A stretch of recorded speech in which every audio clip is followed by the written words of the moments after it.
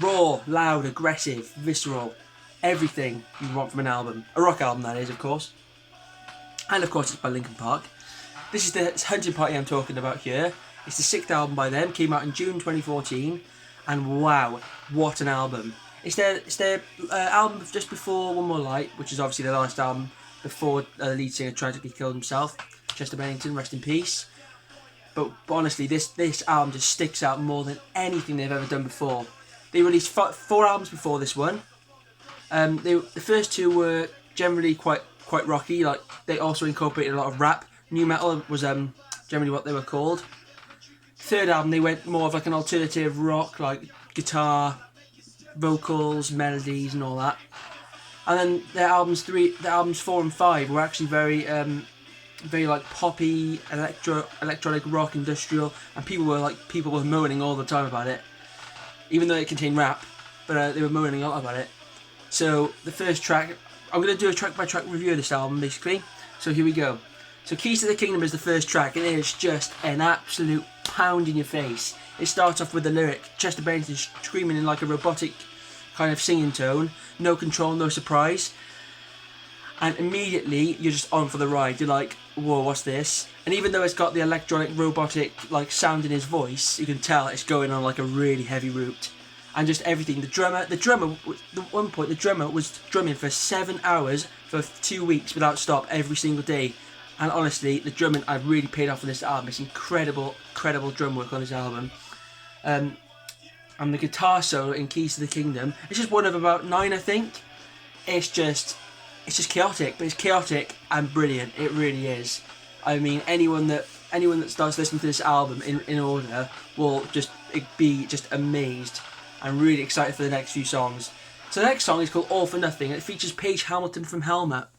Now, Mike Shinoda, the now lead singer, obviously, he was actually saying that the way that it sounded of him singing the chorus sounded a lot like Paige Hamilton from Helmet.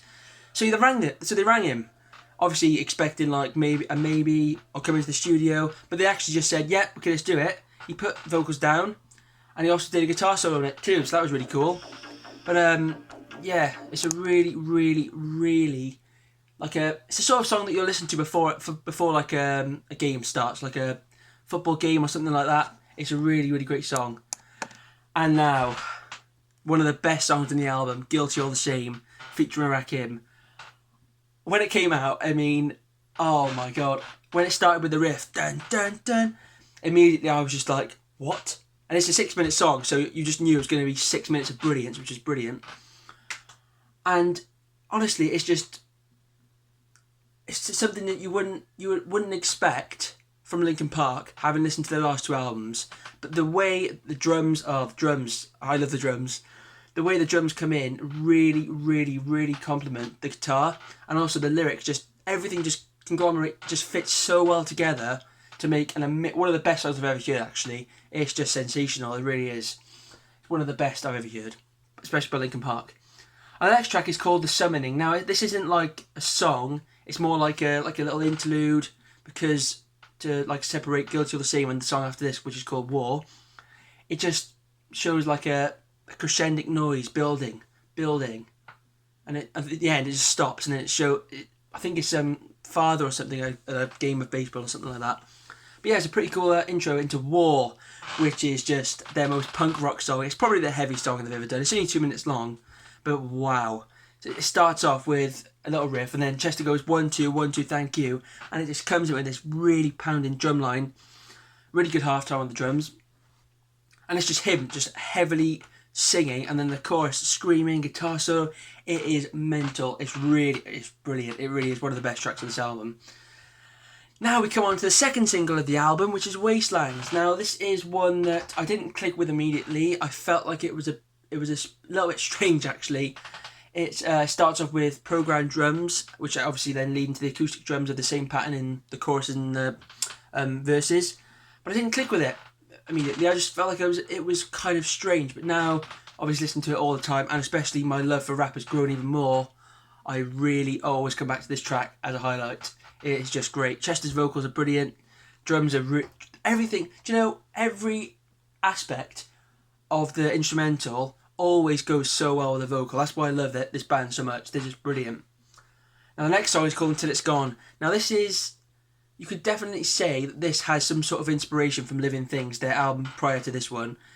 It uses samples like similar to the intro in Numb, and it's very, very reminiscent of something off Living Things. It starts off with that, but then it comes in with the guitar, quite slow drums actually. It's probably one of the calmest songs on the album, but it also is one of the best too. I mean, they're all the best. They're all amazing. But Chester's singing about, you don't know what you've got until it's gone. So as soon as something's gone, you don't realise how much you miss it because it's gone. And so it's about how everyone takes things for granted. It's a very, very, very powerful song. Now the next one is called Rebellion.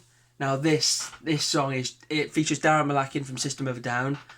Now he is an incredible guitarist. He's known for his shredding, and that is it. Pretty much instantly what came in. It started off with a synth intro, and then it just comes in with this jackhammering drum line along with this shredding, and it's just every System of a Down Linkin Park fan's dream. And they're singing about rebellion against the system, not listening to what people say about what they should write, the music, etc. And it's really a highlight. Every song's a highlight, but that one definitely stands out. Now the next song is the best song on the album in my opinion. It's called Mark the Graves, and it starts off with the second longest intro on the album, I think, 1 minute 30 seconds, and it's about forgetting the things and the mistakes you've done in the past, marking the graves, put them into the ground. And now the song is generally instrumental. There's actually not a lot of singing on it, but the instrumental, the guitar line, just the music, it all flows so well. And there's never a point where you just feel bored. It's just always, it's kind of like a concept really. And it starts, just starts here, ends there, flows perfectly. Now we're coming to the end of the album. We've got 3 tracks left. And the 10th track on the album is Drawbar. Now this features Tom Morello from Rage Against the Machine. And it's an instrumental. It's the first instrumental really, excluding the summoning. And it's about, Mike Shinoda said that it's generally about remembering the studio days they had. They were going to try and do a song, but nothing came of it. So they just felt like they should create an instrumental just to remind them of the studio days. It's a really beautiful instrumental. It's got piano, just some soft drums, a little bit of guitar. It's a really good track, and it builds up to the 11th track and another single called Final Masquerade. Now this is probably the softest song on the album. Still got guitars, but it is just amazing. It is really beautiful, and it's just singing about the final masquerade, standing at the end of the final masquerade, standing right near the end of the final of everything, just the ultimate end of everything. And it's a really, really emotional song, one that I listened to many times after he passed away, and it was really powerful. It always got me there. It still gets me all the time. Now the last track on the album, oh my gosh, this song is just incredible. It's called The Line in the Sand. It's the longest song they've done to date, and it's 6.5 minutes. It's just pure brilliance. So it starts off, the intro is actually going to be on their 2010 album Thousand Suns, but it just never really worked out for that album quite. I could definitely see why it would be on there, because you can just see like the similarities in some of the songs on the album and then this intro as well. This starts off with a synth intro, and then Mike Shinoda comes in today with the lyrics. Today we stood on the wall, we laughed at the suns, we laughed at the guns, we laughed at it all. And now this is talking about, it's incorporating the idea of war, because this album is generally about war. You've got the song War, Wastelands, Rebellion, stuff like this, but it also is talking about the industry, because the reason they did such a heavy album is because the industry was lacking that heaviness, that really like heavy rock kind of album. It's all going pop indie, stuff like that. So they really, really drew on that. And he starts off, and they were all just saying screw you to the industry basically. They don't care what they say. We're going to do what we like because we are missing it. And whenever we're missing something, we go for that. And it's just, a lot of it's instrumental. It's got the tempo of 200, which is the same as Guilty or the Same. So it's kind of like a reprise. It's not the same theme, but it's kind of a reprise from Guilty or the Same, because they're both 200 in tempo, beats per minute. So that's quite cool. But just the lyrics and the chorus. Another day, the truth will come. You're going to pay for what you've done. And I know it sounds like war, but it's also kind of linking to, the industry moaning about what they're making.